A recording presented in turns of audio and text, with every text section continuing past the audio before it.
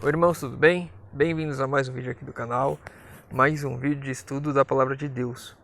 E hoje nós vamos refletir sobre o que eu e você devemos fazer hoje. Antes de iniciar, não se esqueçam, se inscrevam no canal, deixem o seu like, isso é importante para que a gente leve essa mensagem para mais pessoas. Não se esqueçam também dos pedidos de oração que estão aparecendo aqui na tela. Vamos estar orando juntos pelos nossos irmãos. O que eu e você, como cristãos, devemos fazer hoje? Sabemos os tempos em que estamos vivendo. Jesus está às portas, estamos às margens de Canaã, só tem o Jordão para atravessarmos. Jesus está voltando. E o que eu e você devemos fazer hoje para que Jesus volte o quanto antes? 2 Crônicas, capítulo 32, do verso 2 ao verso 8. 2 Crônicas 32, verso 2 ao verso 8. Vendo Ezequias que Senaqueribe vinha e que pretendia guerrear contra Jerusalém, consultou com os seus oficiais e os seus comandantes do exército, para que tampasse as fontes das águas que havia fora da cidade, e eles o ajudaram. Assim, muito povo se ajuntou e tampou todas as fontes, como também o ribeiro que corria pelo meio da terra. Diziam: por que viriam os reis da Síria e achariam tantas águas? Então ele se fortificou, reparou todo o muro quebrado e levantou torre sobre ele. Fez outro muro por fora, fortificou os terraços de apoio na cidade de Davi e fez armas e escudos em abundância. Pôs oficiais de guerra sobre o povo, ajuntou-os assim na praça da porta da cidade e disse-lhes ao coração: esforçai-vos e tende bom ânimo, não temais, nem vos espanteis por causa do rei da Síria, nem por causa de toda a multidão que está com ele, pois conosco há um maior do que está com ele. Com ele está o braço de carne, mas conosco o Senhor, o nosso Deus, para nos ajudar a guerrear as nossas guerras. E o povo recuperou o ânimo com as palavras de Ezequias, rei de Judá. Que a gente vê nessa história, o povo assírio estava indo enfrentar Judá, eles estavam indo sitiar a cidade. E o que Ezequias fez, e é uma lição para nós hoje, é justamente isso. Ele confiou em Deus, claro, obviamente, nós vimos no final, eles vêm com um braço de carne, mas nós temos Deus ao nosso lado. Mas ele não apenas confiou em Deus, ele fez tudo aquilo que estava ao alcance dele. Ele fez o possível para que Deus fizesse o impossível. Então ele se preparou para a guerra, ele se preparou para a batalha, ele fortificou a cidade, ele estruturou o exército, colocando capitães ali e animou o povo.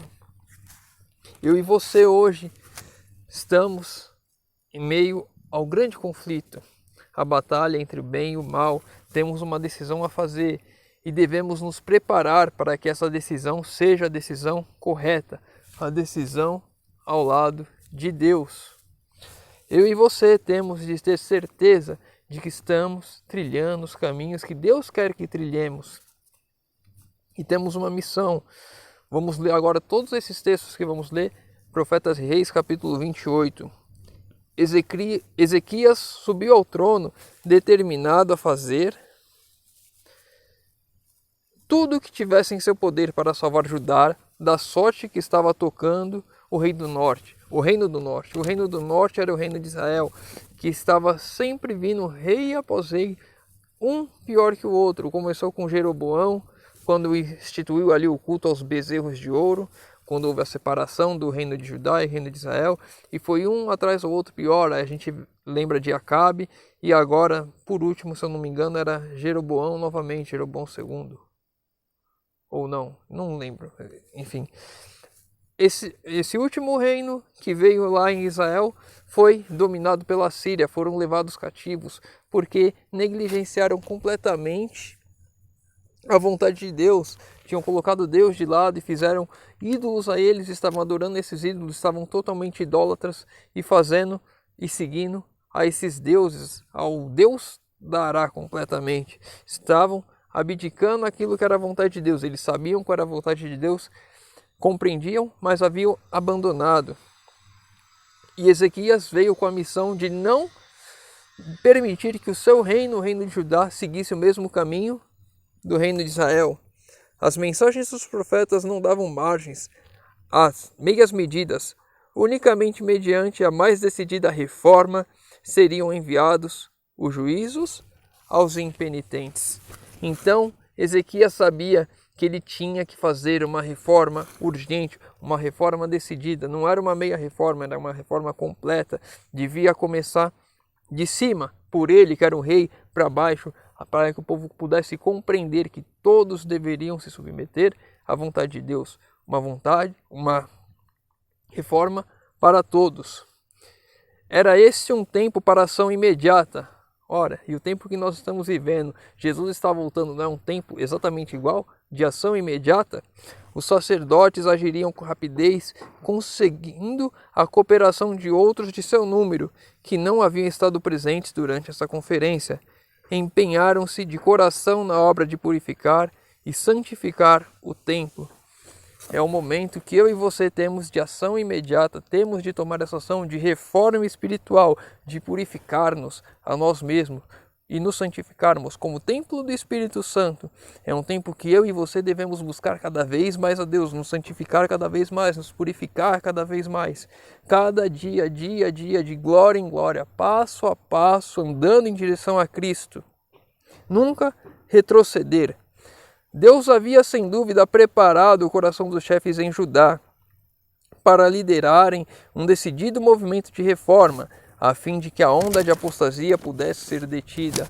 Ou seja, os líderes começaram fazendo a reforma decidida, porque o povo já estava totalmente apostatado e estava avançando cada vez mais. Então, apenas agindo de fato, com esforço imediato, com decidida vontade de mudar, eles poderiam conter isso, começando por eles mesmos, e o exemplo deles iria sendo propagado, até porque eles estavam em destaque, em posições de liderança.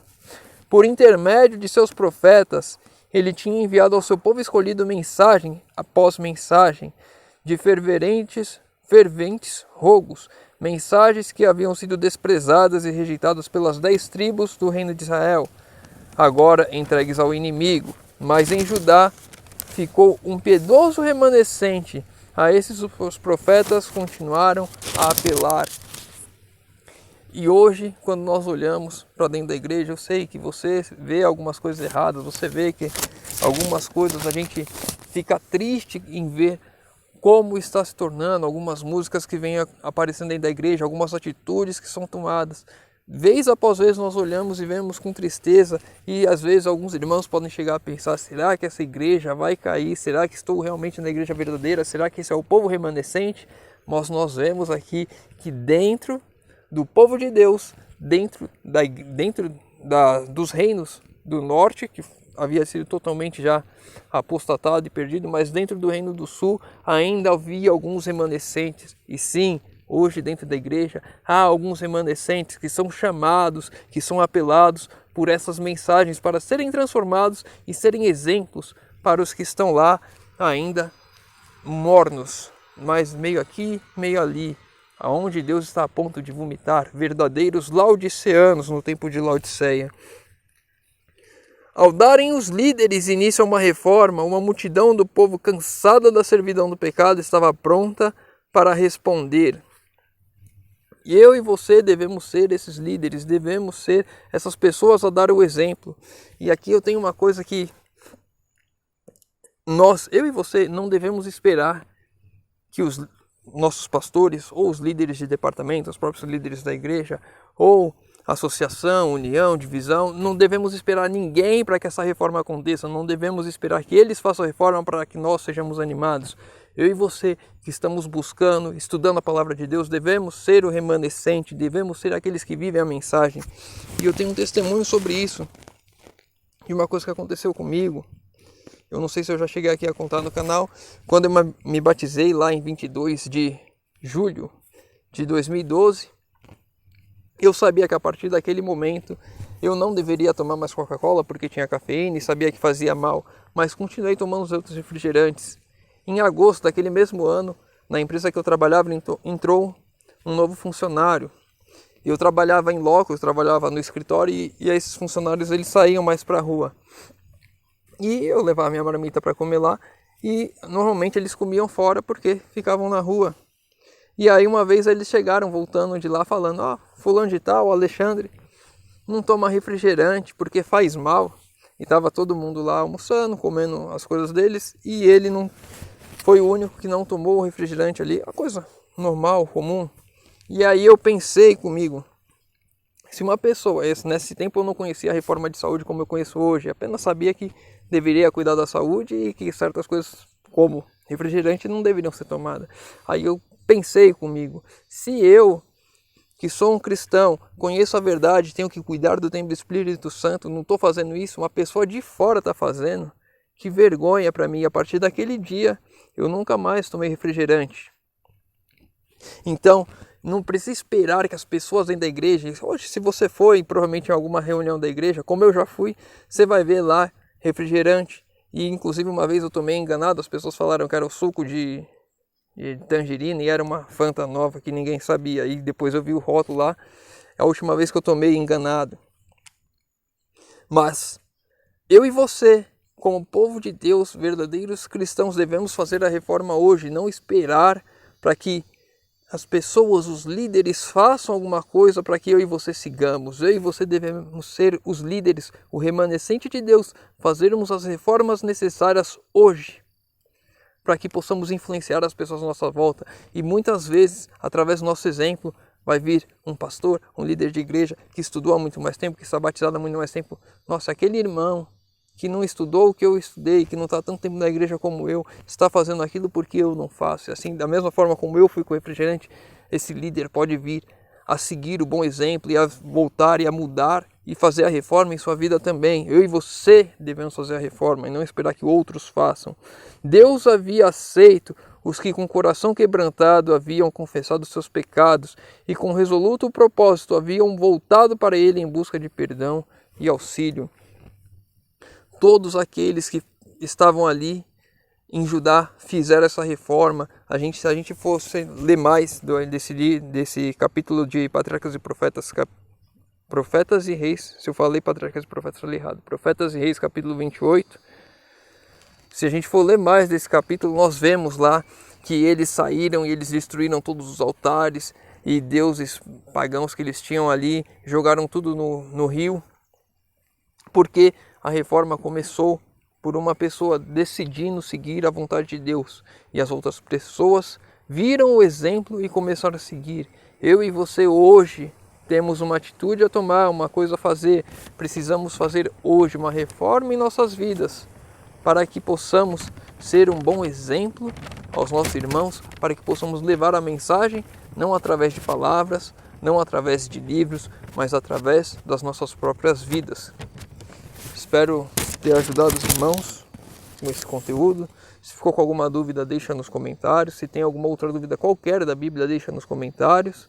Os pedidos de oração também nos comentários, estarei lendo, respondendo e orando por todos. Convido aos irmãos que puderem fechar os olhos para falarmos com Deus. Senhor Deus, Pai amado, obrigado, Senhor, porque mais uma vez temos a oportunidade de abrir a Tua Palavra e de estudar.